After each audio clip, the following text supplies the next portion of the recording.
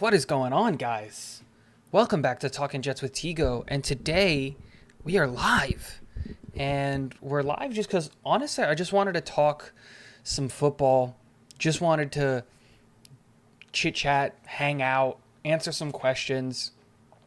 You know, we've got content coming soon. We've got just a lot of exciting things happening. So let me just tweet out the live stream because this is kind of an impromptu, out of the blue live stream. Hashtag Jets.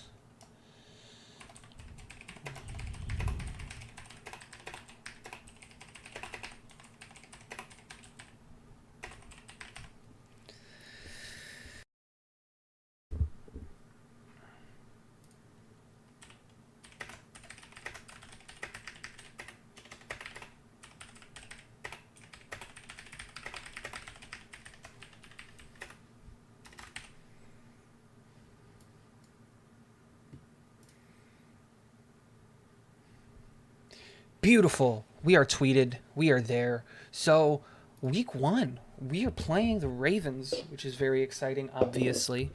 Um, and it's just going to be interesting.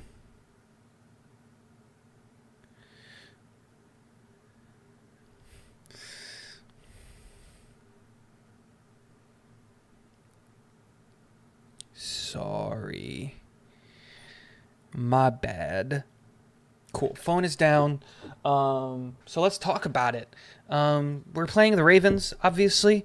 There's a lot of, depending on who you talk to, what Jets fans and different people that you have the conversation with, they're all going to have a lot of really different opinions on what's going to go on. You've got your very clearly, you got your homer takes, and then you've got your very clearly or the negative Nancy's who, are just here to complain and just don't really, I don't know, just like, right? Your Modines, for lack of a better word. Then the real thing is you also then have your realists, and I like to believe that I'm a realist when it comes to the New York Jets. I will put a caveat on that I am a very much an eternal optimist, and I always tend to look at things through the positive lens.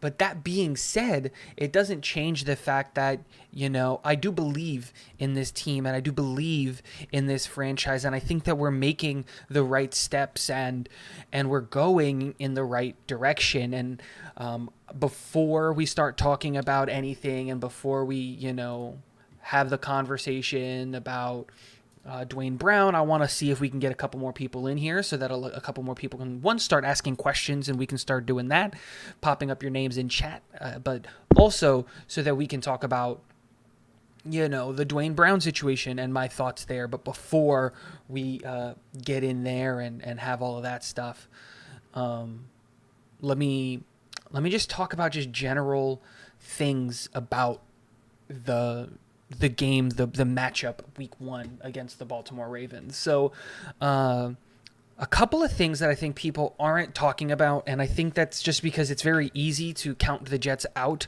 It's one of the easiest things that you can do if you're, on any kind of national media, any kind of national broadcast, any kind of anything. The easiest thing that you can do is you can just count the Jets out. It's too easy to do.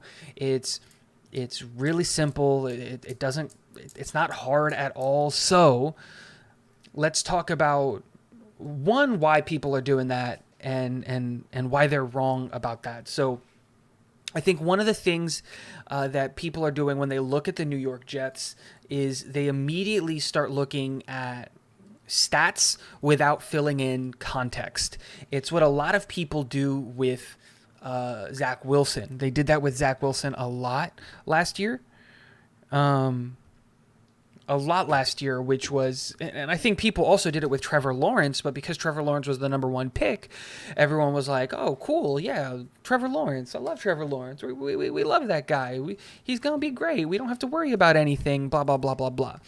And so there's a couple of things wrong with that, and there's a couple of things that you have to take into consideration with that. And so when you look at the Jets and you just look at them straight up on the stats and you don't look at any of the, context of the season, you don't look at any of the what happened, the final 8-10 games, and how him and Aaron Rodgers were tied for interceptions after he came back from injury. He was one of the safer quarterbacks in the pocket and moving and getting the ball, and we just weren't a good team around him.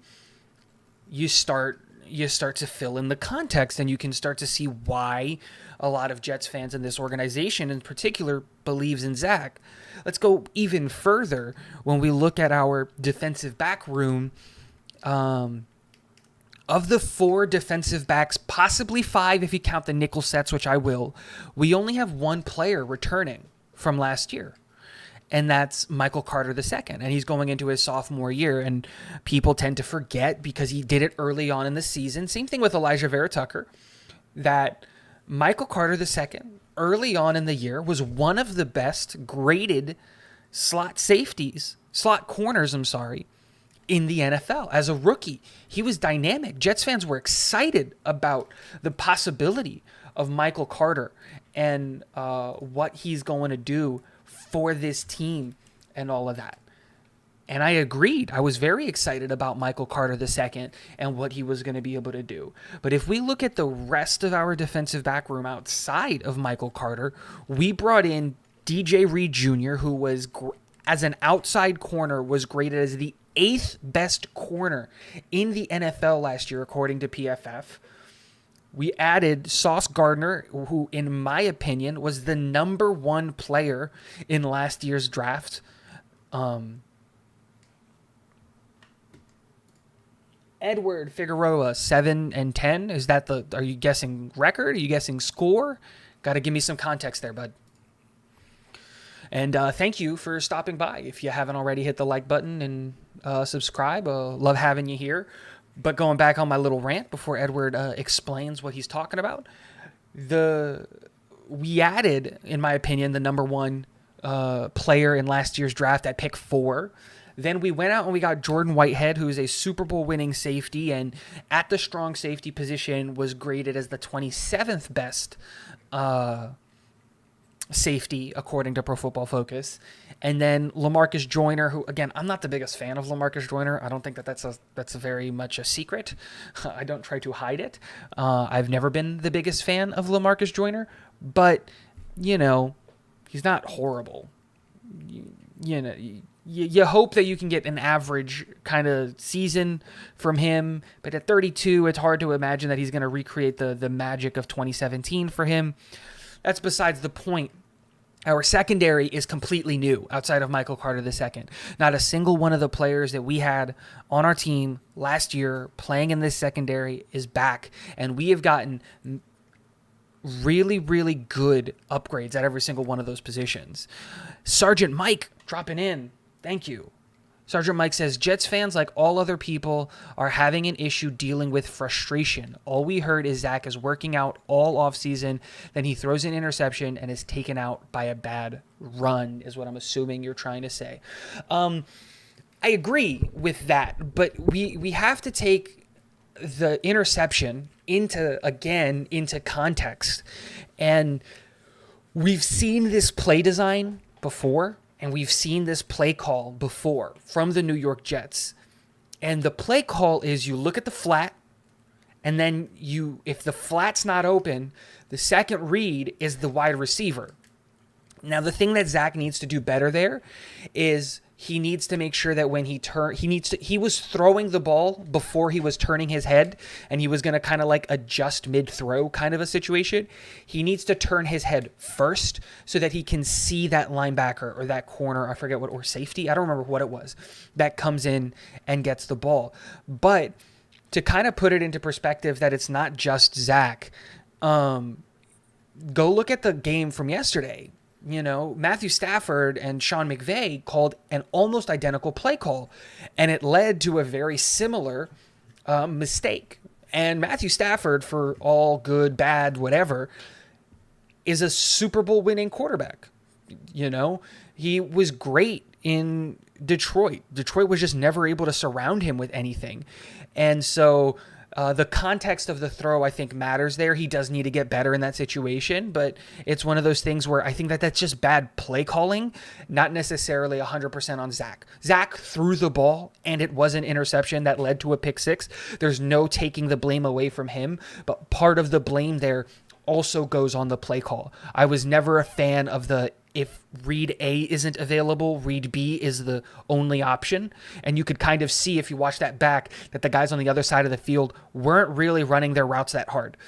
They weren't really selling it because they knew that the play was just read one, go to two. And there was no progression. But yeah, it's sad to see that kind of interception, especially early. You know, if we had gone down the drive and we had done some things and you do that, it's a little frustrating. But that's my thing with the interception, is just the context of it. I was talking about it earlier. You got to fill the context in of what an interception is, like that shuffle pass interception. On the stat line, it's an interception, but I don't think it should be. A lot of those interceptions, like Corey Davis tips the ball up into the air, or context. And Edward here comes in and fills in the context of what he meant by 7-10. I think the Jets are going to win 7 games. I don't think that that's a crazy prediction. You know what I'll actually do in like 3 or 4 minutes? I will go through the entire season, and I'll show you guys what I thought was going to happen, my predictions, my everything, for every single game, and how I got to the Jets having a record of 10-7. Actually, I probably shouldn't do that. That video is going to come out tomorrow. So if you want to see my thought process on how we go on 10-7 and all that stuff, that video drops tomorrow at 10 a.m. So get excited for that.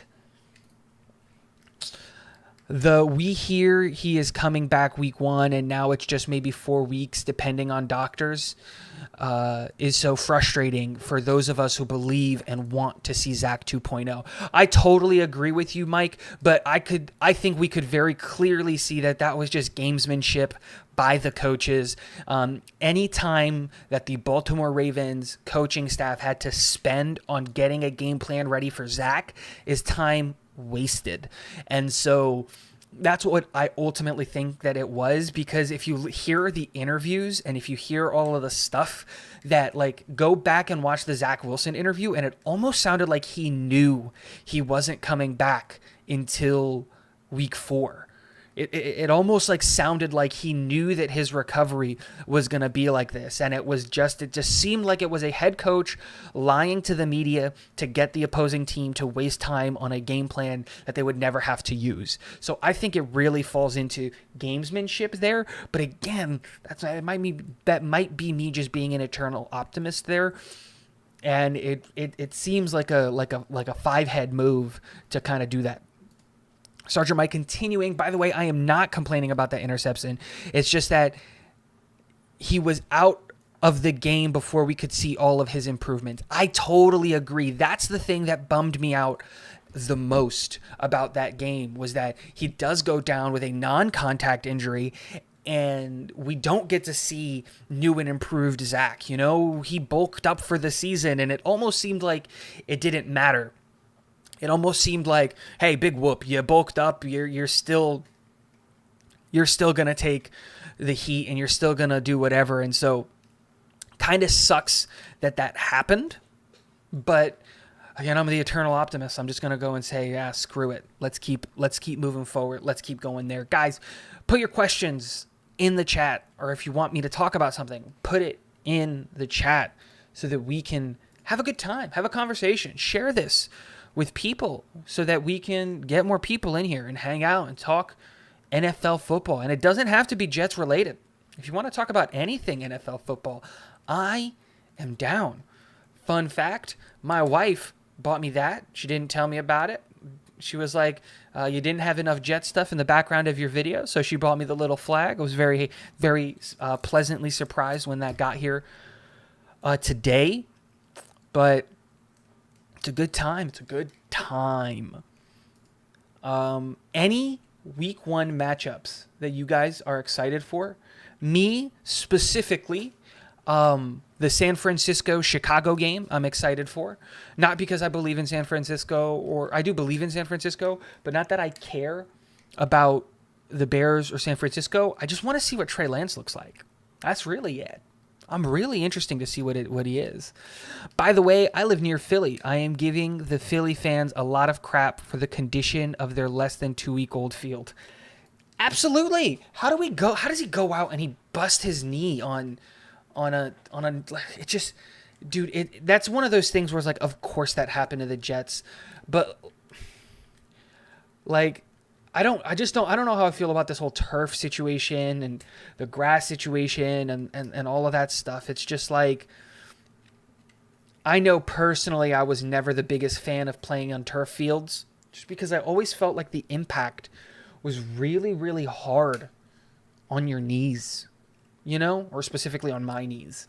I always felt like the impacts were really, really difficult and really, really hard to manage there.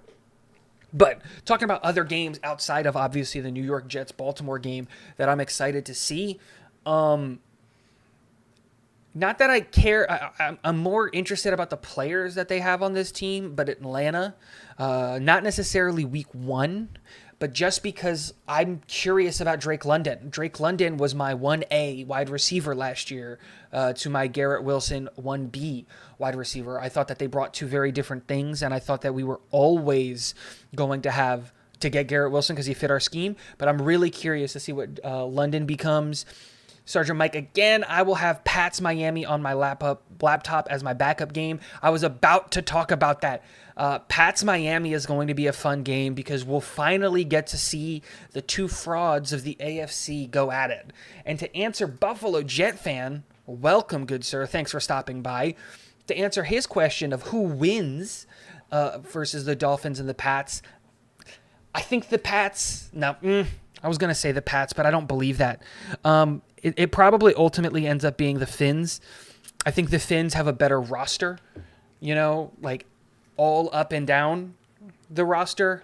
They have better wide receivers. They, I think, have a better defensive core. They have a better offensive play calling scheme because they actually have a play caller that knows the offense and knows offense.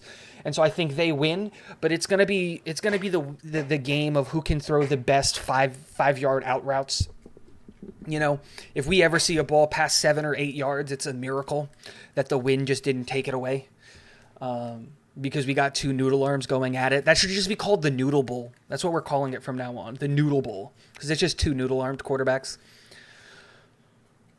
Soldier Crew, can't say, just saying hello and leaving a like. Thank you very much, Dark Soldier, for that. I appreciate you. Always hanging out, always in here.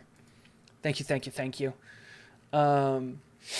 Another interesting game is going to be the Cleveland-Carolina game just because of the Baker Mayfield revenge game.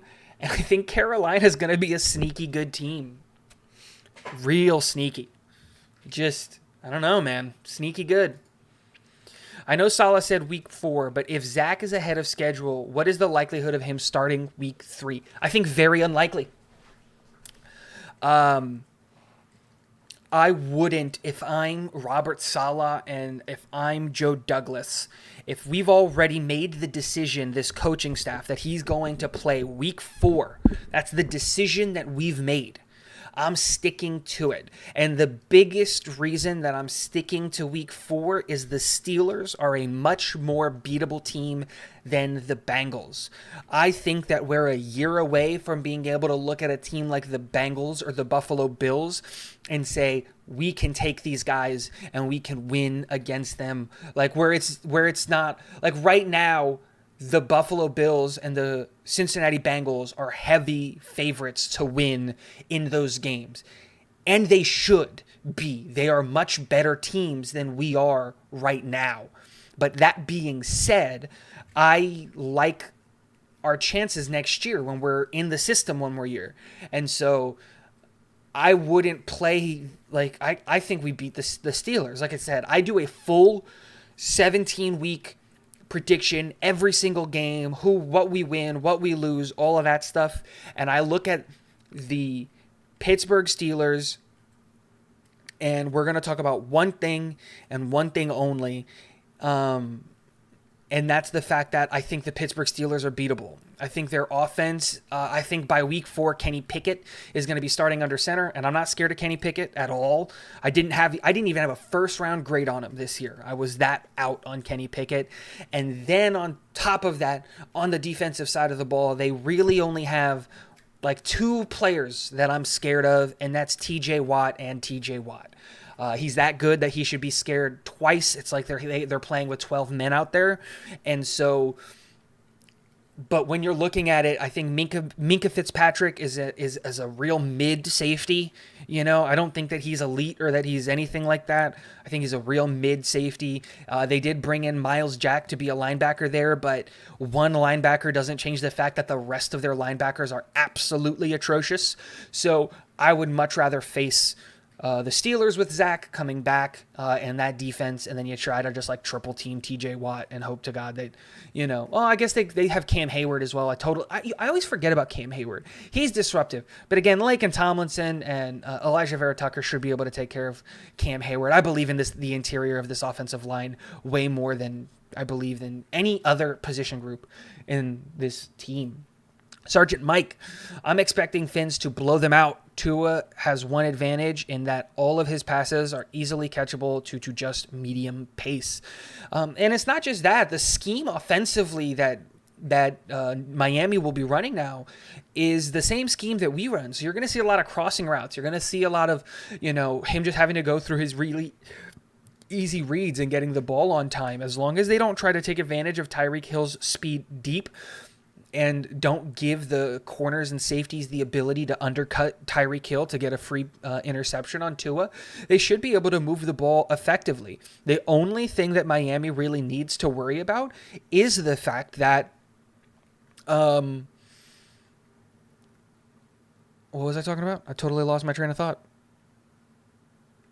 Oh, the defensive line in New England is better than their offensive line. Outside of Teron Armstead, Miami has a bunch of question marks on their offensive line. And, New England is always going to be coached really, really well on the defensive side of the ball.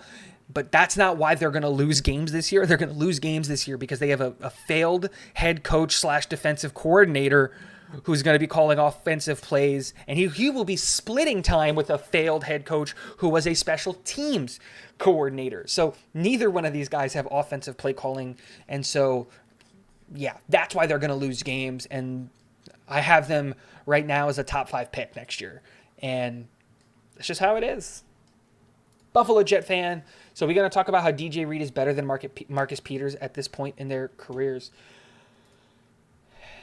Yeah, it's a good take. It's not a bad take at all.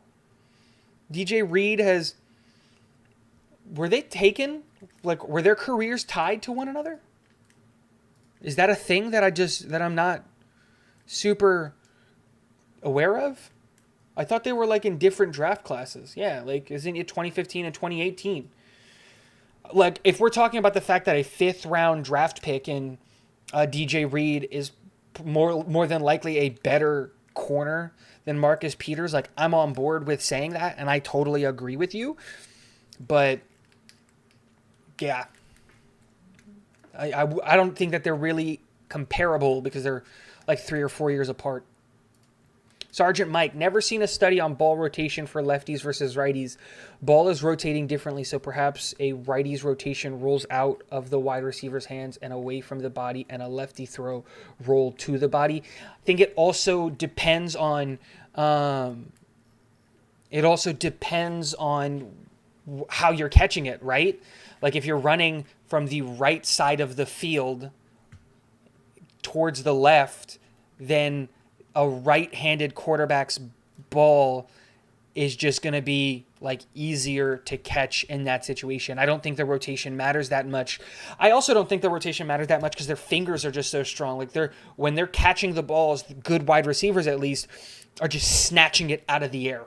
So I don't think the rotation really matters much. It's more like if it makes it through their fingers and hits their chest, which way does the rotation affect the deflection? Ablab, DJ Reed was injured, but from what I heard in his press conference, he is totally expecting to make the game on Sunday. Like, he's saying, like, there's not a chance I'm going to miss it. But we did just hear that there's a possibility of Zach starting week 1, and now he's not starting till week 4. So who knows?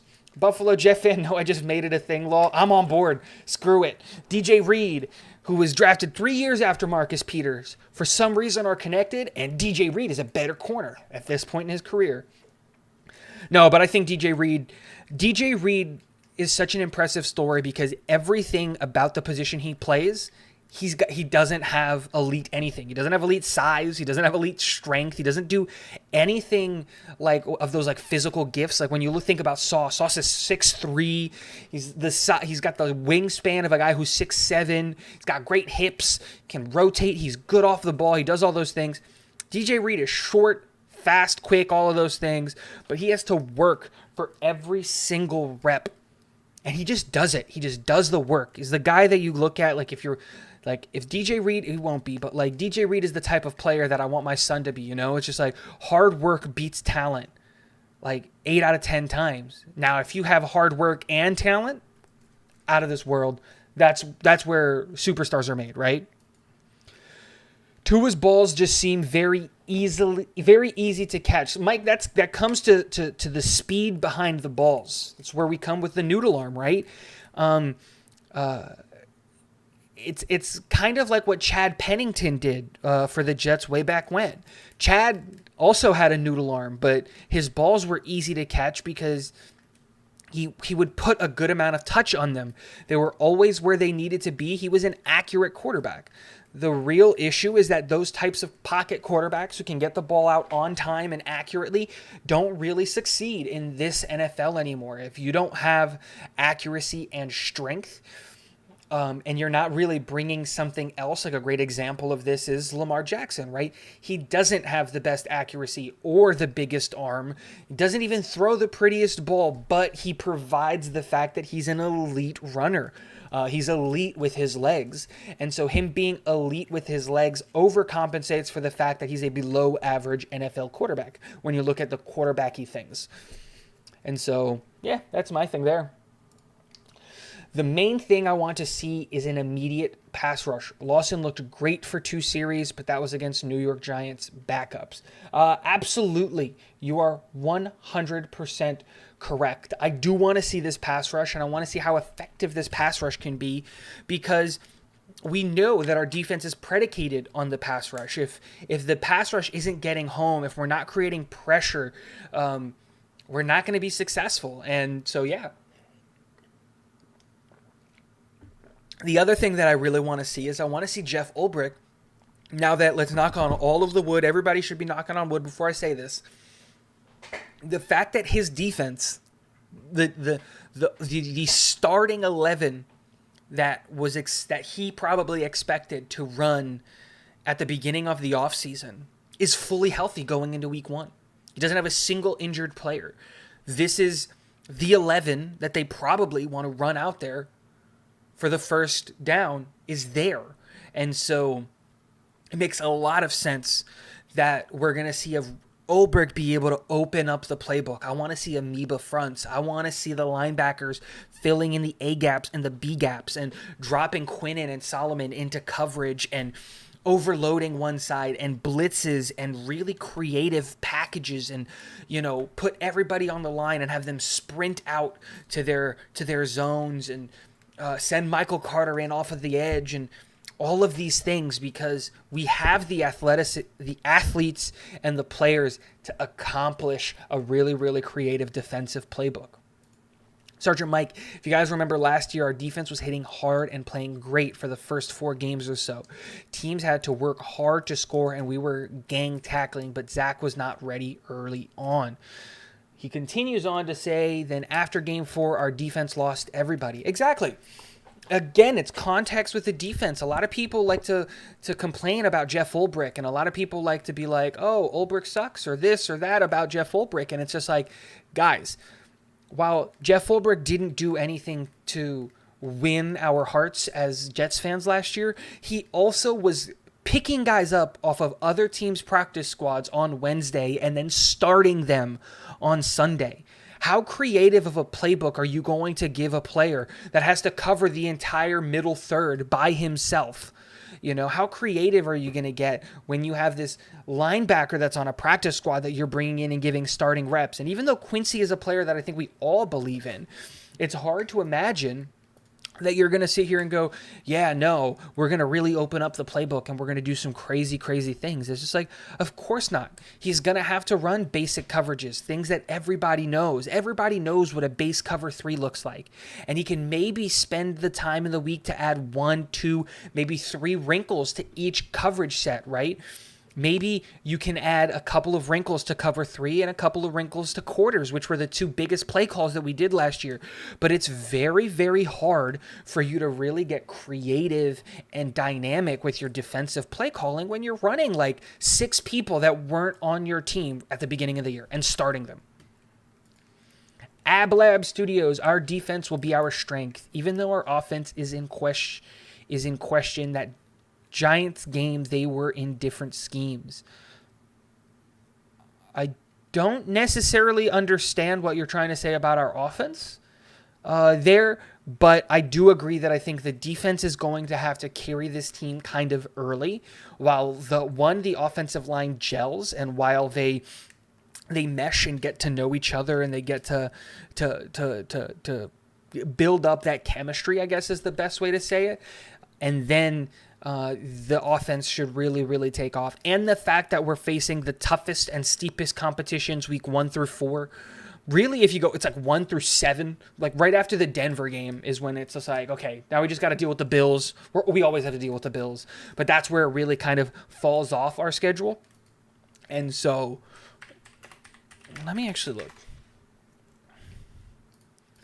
It goes week 1, 2, 3, 4... Really, we get, okay, so weeks 1 to 3, challenging games against really solid teams.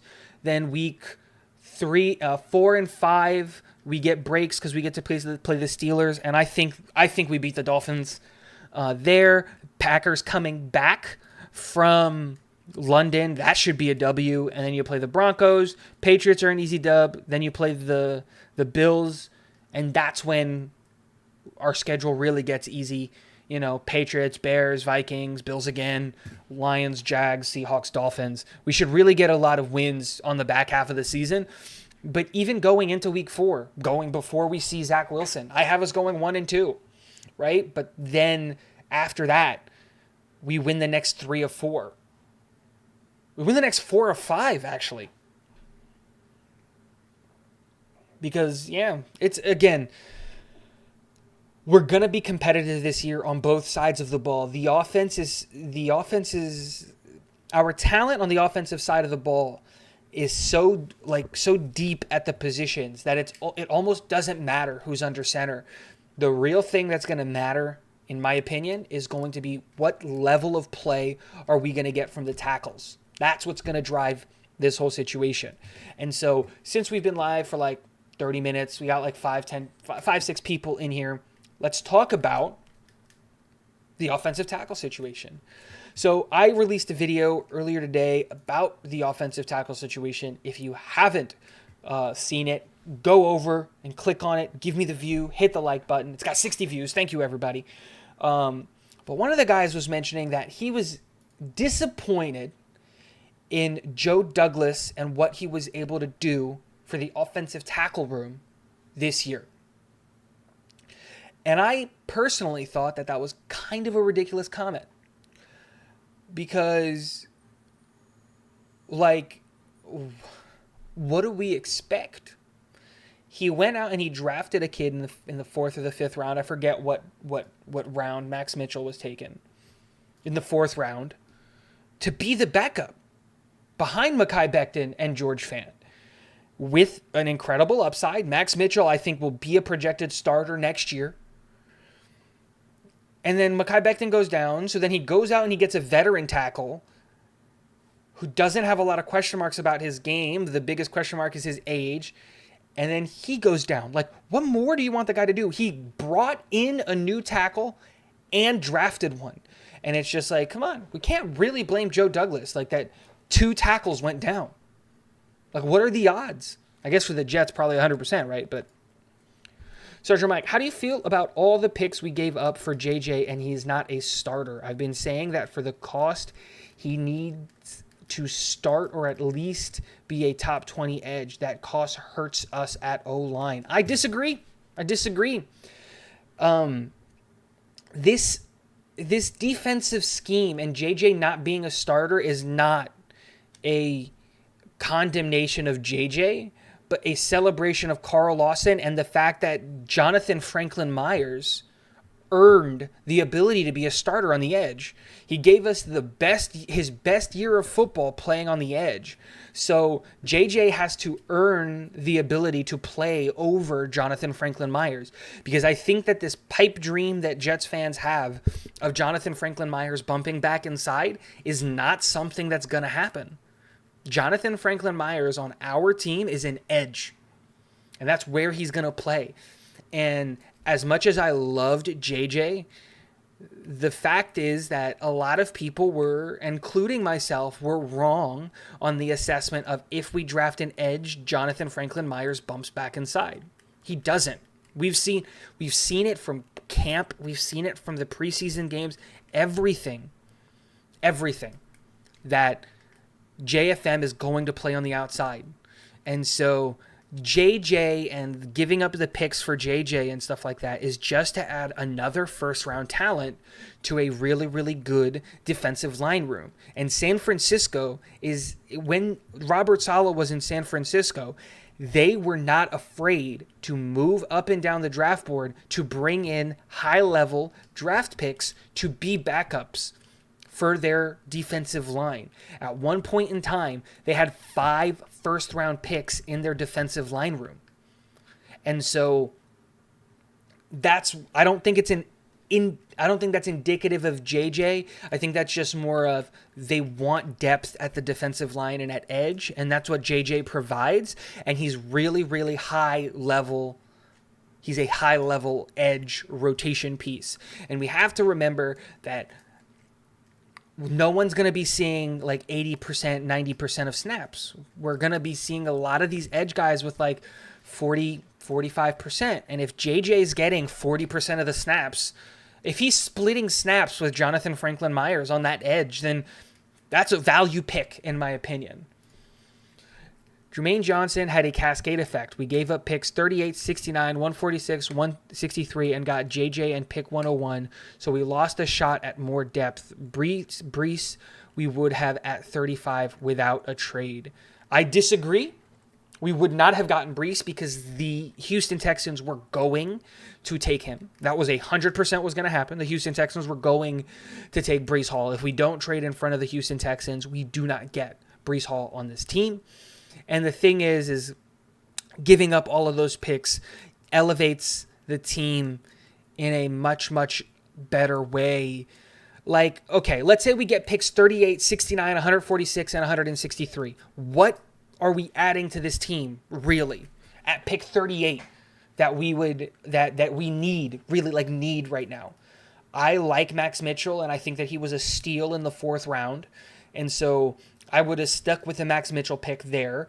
You know, we would have had to move up to get Brees, or we probably would have just taken... you're right. We traded from 38 to 36 to go get Brees.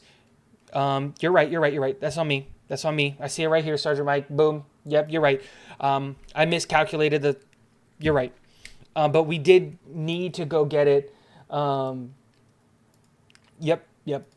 But, like, my thing is even with that, like, what holes do we really have on this roster that you look at that we could have addressed with picks 38, 69, 146, 163 that would immediately start on this team? Especially with the offseason that we had. I really liked Max Mitchell, and I liked our offensive tackle options that we were going into the season. No one expected Mekhi Becton to go down with another knee injury, right? His first knee injury was a fluke. His own guard was taken into the back of him. And to expect that he's going to chip his kneecap, like you can't predict that. Now, I was never on the bandwagon that Mekhi Becton or George Fant were going to play all 17 games. But I felt comfortable enough to say that, you know what, Max Mitchell and Connor McDermott are Max Mitchell, let me say that, is more than adequate enough to be a backup for 3 or 4 games while either one of those guys are out. You know, then they miss a game or two because of discomfort or something like that. So I think trading for JJ gives us the ability and the depth on the defensive line that we just didn't have. You know, we just didn't have that before.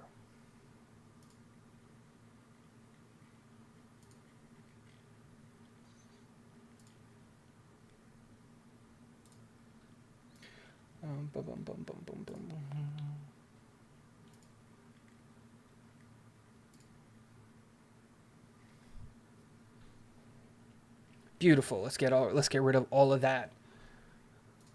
I hope I'm wrong and JJ is a star, but we gave up a lot for him. We will learn a lot from his snap count on Sunday. But here's the thing, like what offensive line, all we needed was one tackle. No one was talking about double dipping at tackle before the draft, right? This is I think, Mike, this is classic 2020 is like when hindsight is perfect vision kind of a thing. Because even if we had that second, third, and fourth round pick, we're not taking another tackle. If the plan was going to take Max Mitchell, and I believe in Max Mitchell, and watch this Sunday, I think the kid's got it. But if we take Max Mitchell, and we weren't going to take another tackle, we weren't going to run 2 rookies as our backups. That was never going to happen. We were always going to have one of Chuma Edoga or Connor McDermott as one of our backups, because I think the entire plan was George Fant and Mekhi Becton. And if one of those guys goes down, Chuma or Connor comes in while Max Mitchell develops. If you would have said safety with that second round pick so that we would have gotten rid of Joyner, I understand that. But so many fans were on board with the Pinnock starting or things like that. It's just, again, I think Jermaine Johnson is a star, and I think that he's, especially on that defensive side of the ball, on the defensive line, and how we play on the defensive line, we're never going to have starters on the edge. You know what I mean?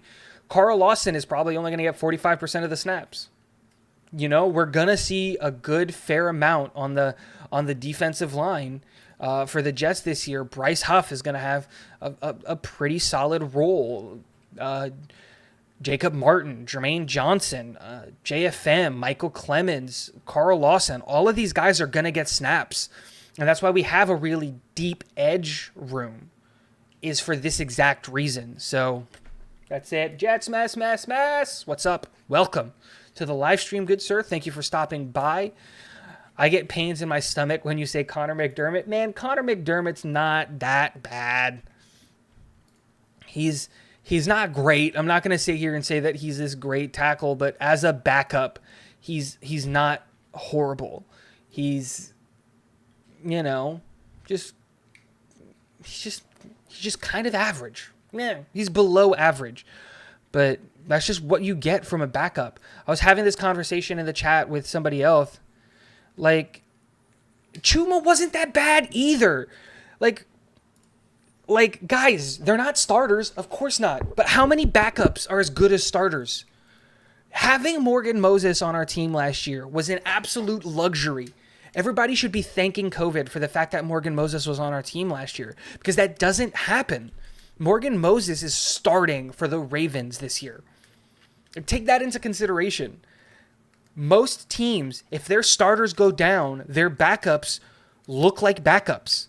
There's not a team out there that I know of that has solid backups at the tackle position. Really, guys who should be starters that are backing up. Because most of the time, those guys get traded. Before I go to this Sergeant Mike comment really quickly. Let's talk about it.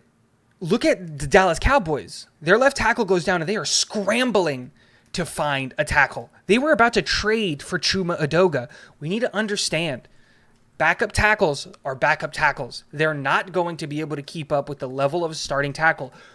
That's just realistic. They're a backup for a reason.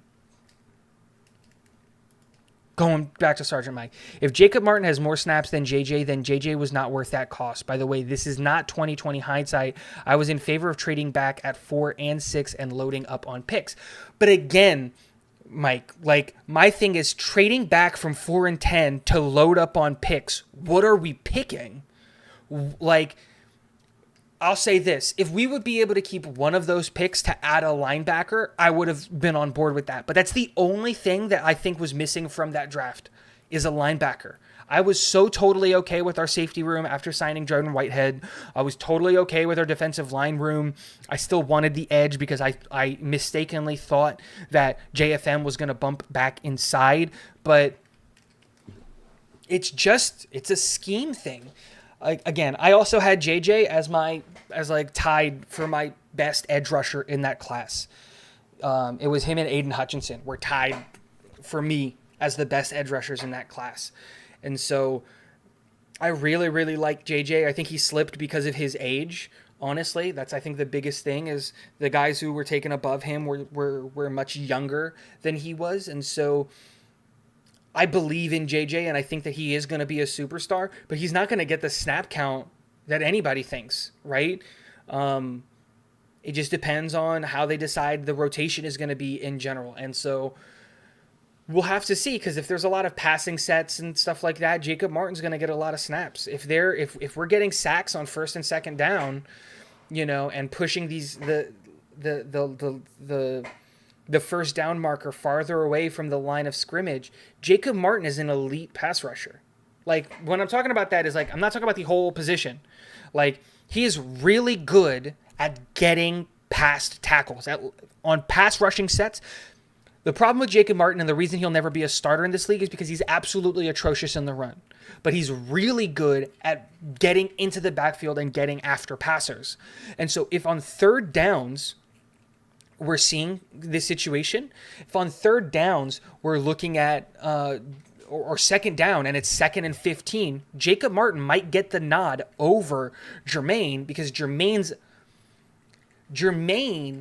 and what he provides is that he is a really, really good pass rusher and a really, really good run stopper. He's really good at both aspects, and that's why he was a first-round pick in my eyes. Jets mess.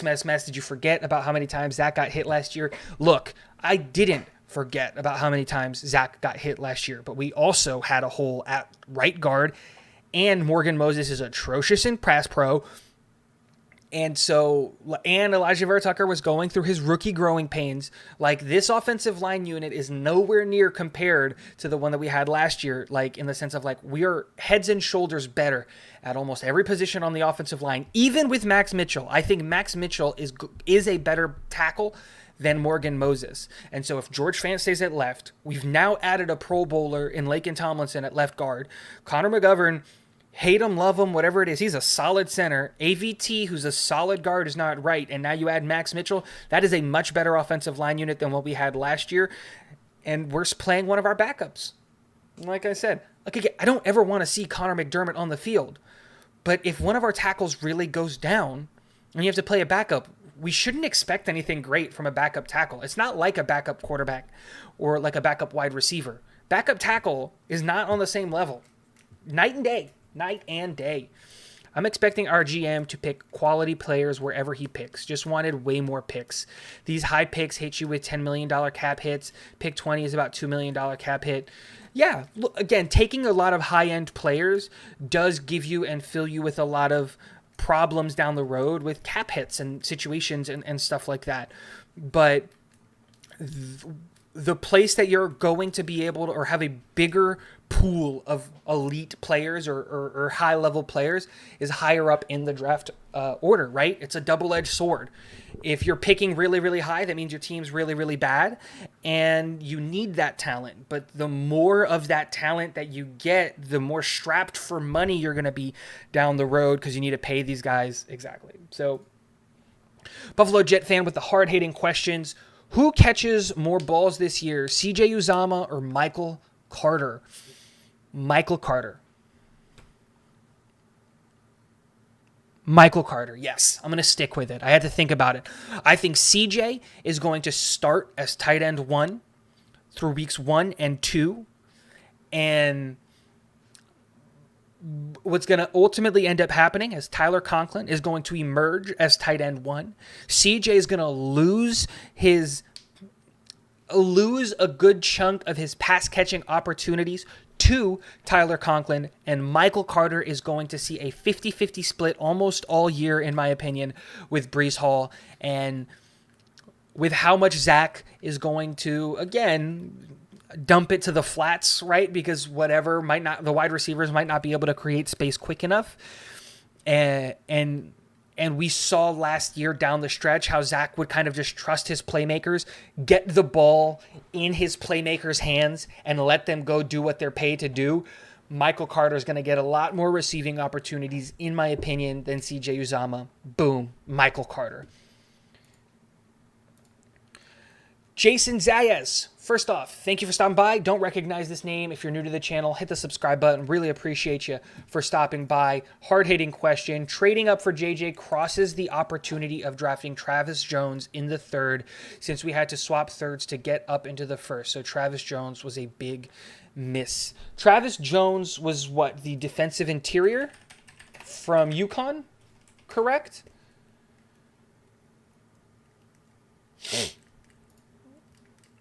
Travis Jones, let me double check. Defensive tackle from UConn was taken by the Baltimore Ravens. But he's, let me look at their roster. Travis Jones isn't starting for the Ravens. So I don't see how getting JJ and missing out on Travis Jones is that big of a deal, if he's not even slated to be the starter in Baltimore. They have 3 defensive interior spots on that roster. And yes, one of them has to go to Calais Campbell. But if you can't beat out 30-year-old Michael Pierce or Justin, I don't even know who this guy is, Justin Madubuike, who is slated to be their other interior starter, who is also a 3rd-round pick, I don't see how losing on Travis Jones is that big of a deal, personally. I liked Travis Jones, and if we had an extra 3rd-round pick, or if we had that situation and he was on the board, I wasn't against taking him. I would rather have JJ. Again, guys, one thing that I will say here is I will defend JJ. I liked JJ. I was ready to take JJ at 4 or 10. The fact that we got him at 26 blew my mind. But that I'm really high on JJ, and I think he's going to be a stud. And the real hope that Jets fans need to have, like this is a bad thing to hope for, is that what ultimately ends up happening on the defensive interior is that Quinnen blows up the defensive interior. Carl Lawson looks insanely good on the edge. When JJ gets his snaps, they look insanely good on the edge. And then Solomon Thomas, Sheldon Rankins, and Nathan Shepard just kind of look average, and we force the Jets' hand into playing Jonathan Franklin Myers inside, right? Because in an ideal world, our front 4 should be Lawson, Williams, Myers, Johnson. Like, that should be our front 4. That's a scary front 4, but they're sold and set on playing JFM on the outside. So if something can happen to where we need to play JFM inside, then we're going to see the front 4, and we're going to see JJ getting the reps as a 1st-rounder that he should be getting. I just hope we don't run on 1st down at the start of every possession. That shows no confidence in QB and offensive line. Rams almost gave away the Super Bowl by running on every 1st down in the second half and yesterday.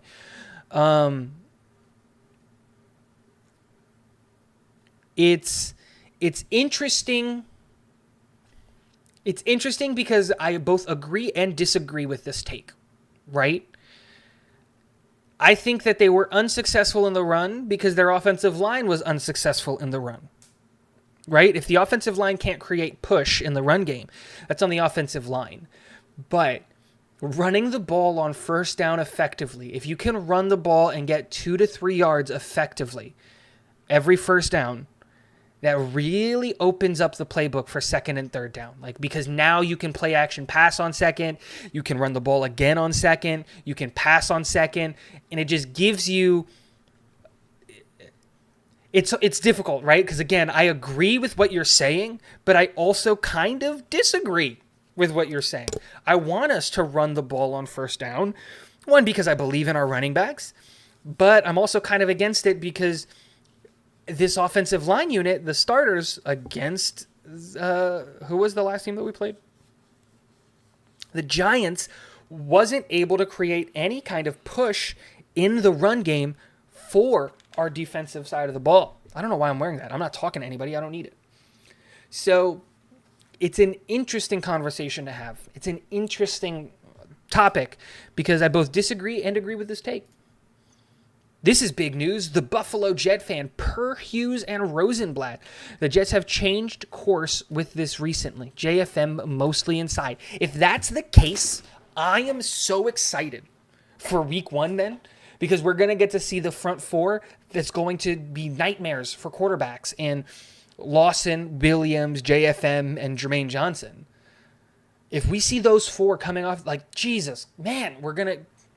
Lamar might retire, might start holding out in the middle of the game because we're just going to hit him so many times. And he's like, I can't risk it. We didn't sign the contract on Friday, so I'm playing on the final year of my deal. And if my knee blows up, I won't get an extension. So I'm going to hold out in the middle of the second quarter and kind of pull an AB because I have to save my legs because I'm not going to lose out on $200 million and getting overpaid. So I don't know.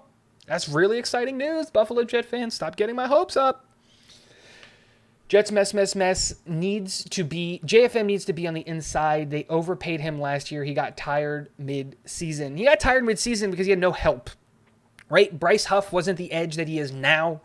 Bryce Huff showed a lot of flashes, but he also, like, we just had to play our guys a lot more. We were really, really hurt. Vinny Curry wasn't there. Carl Lawson wasn't there. We had a lot of holes there in JFM. Yes, he doesn't have the stamina to be an edge to play every down of every game.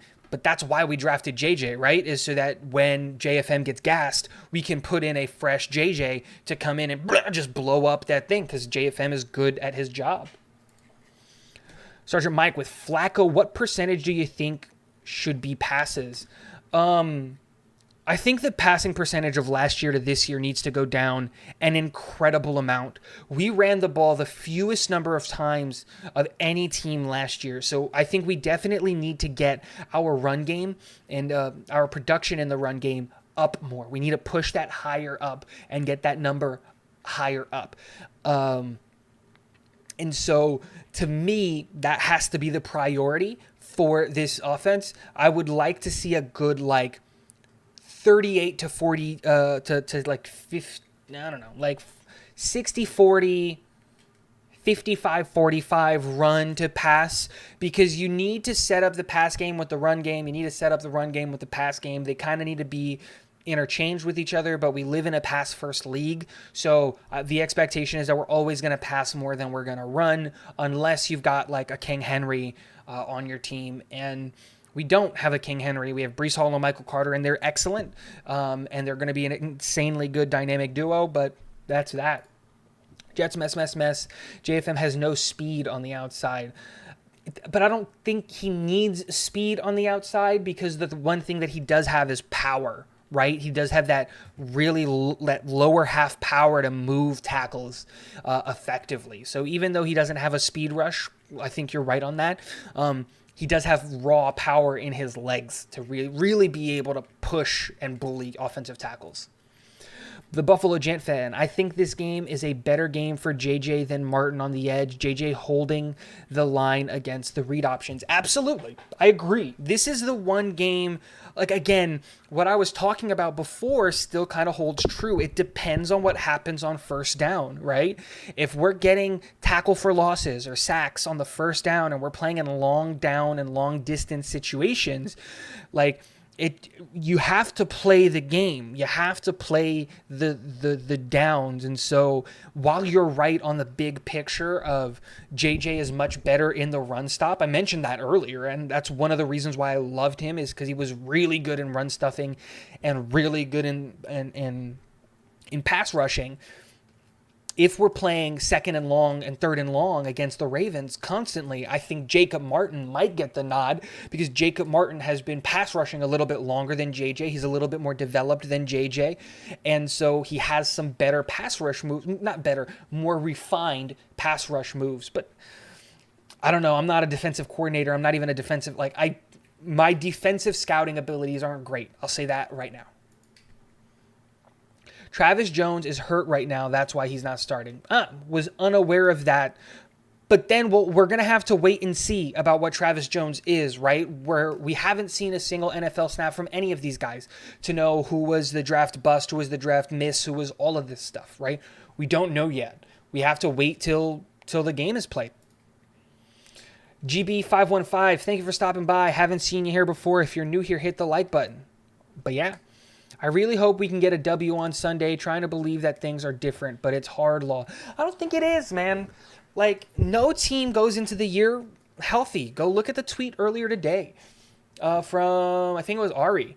The Baltimore Ravens are expected to not have both of their left tackles, because they're both hurt, and Marcus Peters and J.K. Dobbins. And I think Gus Edwards. Kenyon Drake is going to be the starting running back. Every team goes into the year hurt. It just sucks that for us, it happened at offensive tackle. But again, it did it with the Ravens. Both, I think 2 of their tackles are hurt. And then the real one that stings for us is quarterback, which sucks, but that's what happens. And Travis Jones is better than any D-tackle besides Quinnen on our team. Again, Jason, we'll have to see. We'll have to see if that's true. I am in the minority. I am a Solomon Thomas believer. I think he's just kind of got a raw deal in some of the places that he's got, and I think that maybe a fresh start here in New York might be able to get him playing a little bit closer to that first-round pedigree that he got drafted with. But we'll have to see. I can't say that with total confidence. And I am curious to see what Travis Jones becomes. But he's not on our team, so I don't care. Screw that guy. He sucks, right? I'm going to go with the green bean model on that one. Jets mess. I don't agree with JFM. Quinnen was getting double-teamed all season. Well, yeah, Quinnen was getting double-teamed all season because you double-team Quinnen, right? You don't have to double-team JFM. JFM's not an elite pass rusher. He's a really, he's just a solid starting pass rusher. You don't necessarily have to double Jonathan Franklin Myers, but if we're looking at edges around the league, how many edges do you really, really seriously have to double team? Is it there's maybe a list of 8 or 9 guys, like TJ Watt, Myles Garrett? I'm trying to think off the top of my head. It's very hard to think of other teams' players when you've got 53 Gotham Green Jets in your head. I can't think of literally any other edges. Put them in chat. What edges need to be double teamed? Because there's very few of them that really need to be double teamed. Most guys are winning on their one-on-ones. Very few guys are getting double teamed and then still winning.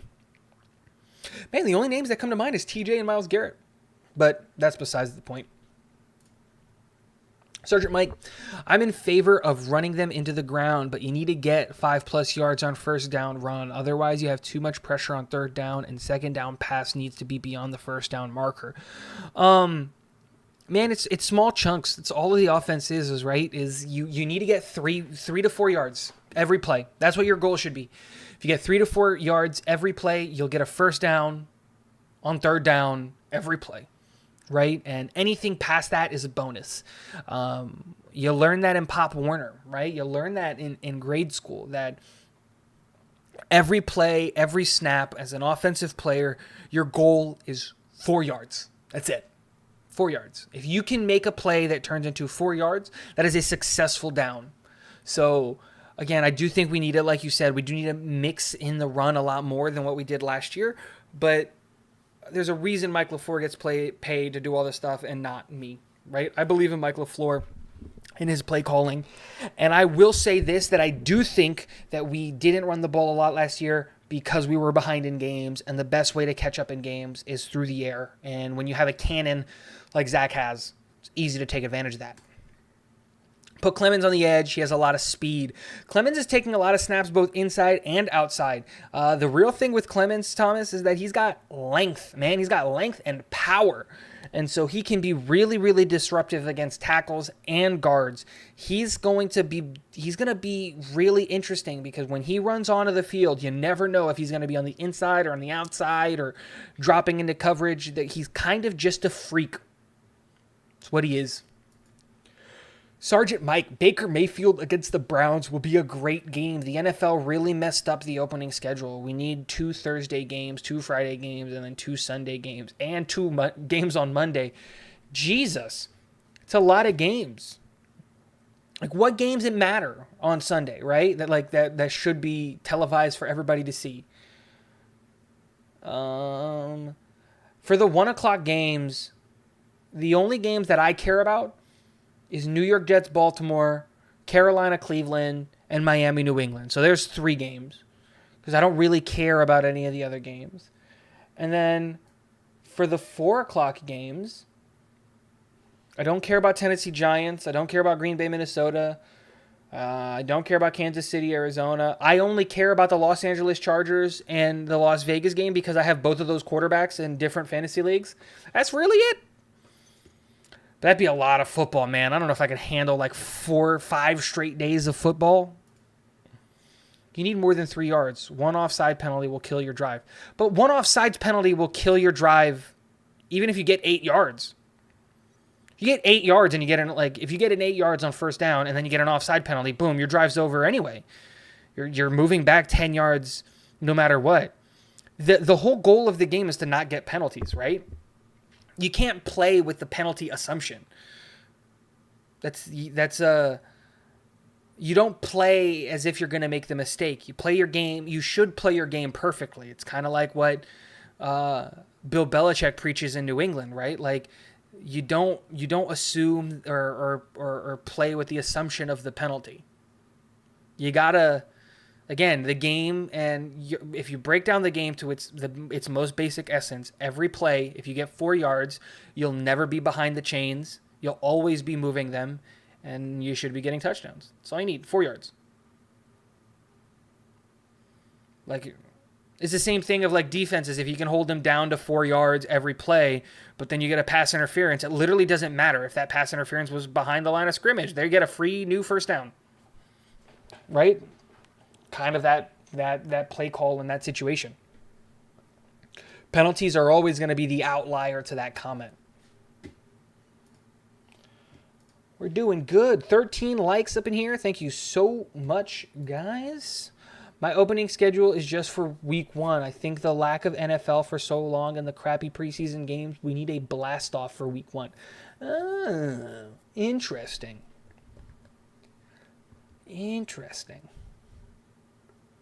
I don't know. I still think it'd be an overload of football. Not very many people, in my opinion, care about football outside of their favorite team.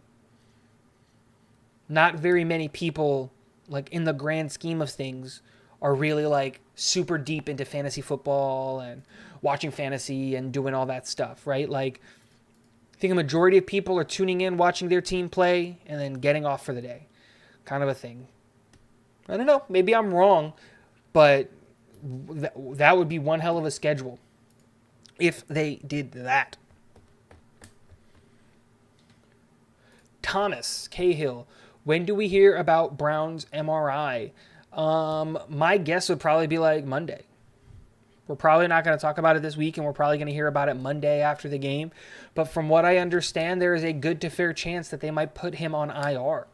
So he would have to miss a minimum of 4 games. So what I just said about Monday might be wrong, because if he is going to be put on the IR, then you would probably want to do that before the game on Sunday so that the game on Sunday counts as a missed game so that he could be back week 5 against Miami. But I'm not worried about Brown coming back. Honestly, I think by whenever Brown makes it back, Max Mitchell is going to be solidified as the starter, and Dwayne is going to be the backup. Again, I believe in Max Mitchell. I was pounding the table for Max Mitchell before the draft. I like that kid. And I do know that he's underweight and he needs to put on some, like, 20 pounds. Even with all that, I believe in this kid. I like this kid a lot, man. I think he's that dude. Alrighty. Getting tired. Alrighty, guys. Let's do it. Last call. If you got any more questions that you want to hear from me, put them in the chat now. And then we're going to wrap up the video and get excited for week 1 of NFL football. This is why I don't have any viewers. Tom Grossi is stealing all of my viewers. That has to be it, right? No, I'm kidding. But, man, I'm excited. I got Carolina. I believe in the revenge game. And Carolina's got a really solid team all up and down the roster. You know, I think people are really down on them because they've had subpar quarterback play for so long, and that's really it, man. Thomas, thank you so much. Go Jets. I'm excited, guys. I'm really excited to see what this team is. Sunday, I am simultaneously insanely excited and crazy scared about what we're going to see Sunday. Because I think Sunday can be one of two things. It can either be a close game or a blowout. Right? Like in the sense of like, I think we either win a close game or we lose in a blowout. I don't think that we lose in a close game. I don't know, man. I'm so scared for Sunday, but I'm also excited. Let's just see this team on the field. Let's see where we can get better. We're still a rebuilding team. We're still 1 year away from really being competitive and in the playoffs. So I kind of look at this year as no year is a wash. You should try to win every game that you play, everything like that. But I don't know. I believe in this. Sergeant Mike lastly saying also Josh Allen can't stay healthy all year with getting gang tackled so often. You're absolutely right, but I don't think that keeps happening throughout the year. I think that offensive line fixes themselves up and those wide receivers get up to speed a little bit quicker. Alrighty, guys, I'm going to end the stream there. Thank you all so much for stopping by. If you haven't already, hit the subscribe button. It really helps the channel. We are marching our way to 2,000 subscribers. We are almost 250 subscribers away from 2,000. So share the channel with all of your friends. If you're going to the game tomorrow, well, I guess, no. If you're going to the game on Sunday, I am insanely jealous. Have fun for me. Pour one out for me. And that's all I got, guys. Thank you again so much for being a part of the channel, stopping on the live stream and hanging out. And last